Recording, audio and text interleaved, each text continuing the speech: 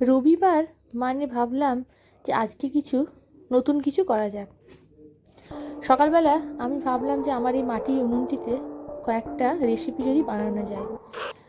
আচ্ছা, কালী পুজোর আগে যেমন 14 শাক বানানো হয়, সেরকম আমি 14 শাক বানাইনি, কিন্তু 2-3 রকমের শাক, তার সঙ্গে একটু কুমড়ো, একটু বেগুন সব দিয়ে একটা শাকের একটা রেসিপি বানিয়েছিলাম।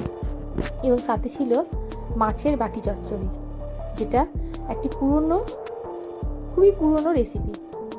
আচ্ছা, প্রথমে আমি শাকটির জন্য একটু রসুন কেটে নিয়ে শাকটি প্রথমে চাপাবো। তার আগে মাছটা ভালো করে নুন হলুদ দিয়ে মেখে রাখি। ভালো করে মেখে রাখার জন্য নুন হলুদের সাথে একটু মশলা, একটু তেল দিয়ে যদি মেখে রাখা হয়, তাহলে মাছের ভেতরে কিছুটা হলেও নুন থাকে, তাহলে ভেতরটা একটু খেতে ভালো লাগে এবং মানে একটা আলু না যে ব্যাপারটা থাকে সেটা হয় না। যেন মাছগুলো প্রথমে ভাবলাম আমি একটু ফ্রাই করে নিই, তারপরে শাকটা বসাবো। মাছটাকে ফ্রাই করে নিলাম এবং তারপরে আমি একটু রসুন এবং একটু শুকনো লঙ্কা দিয়ে সব সবজিগুলো প্রথমে যেগুলো ছোটো ছোটো করে কেটে রেখেছিলাম, যেমন কুমড়ো, বেগুন আর একটু আলু, তারপরে শাক, 2 রকমের শাক ছিল, লাল শাক এবং পালং শাক, দিয়ে ভালো করে নেড়ে চেড়ে শাকটা রেডি হয়ে গেল। তারপরে আমি চাপিয়ে দিয়েছিলাম মাছের বাটি চচ্চড়ি।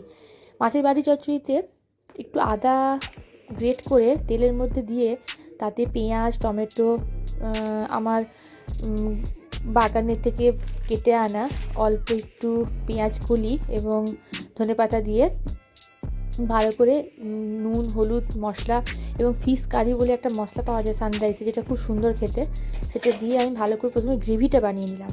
এবং তারপর লাস্টে যখন গ্রেভিটা অর্ধেকটা হয়ে আসবে, তখন ওপর থেকে যে ফিশ ফ্রাইগুলো করে রেখেছিলাম সেগুলো একে একে দিয়ে একটু নাড়াচাড়া করে, বেশি নাড়াচাড়া করলে মাছগুলো ভেঙে যাবে এবং মাটির যে ব্যাপারটা, সেই একটা স্মেল চলে আসবে, সেই জন্য হালকা করে নাড়াচাড়া করে নামিয়ে দিতে হবে। আজকের লাঞ্চ রেডি। সবাই ভালো থাকবেন, টাটা।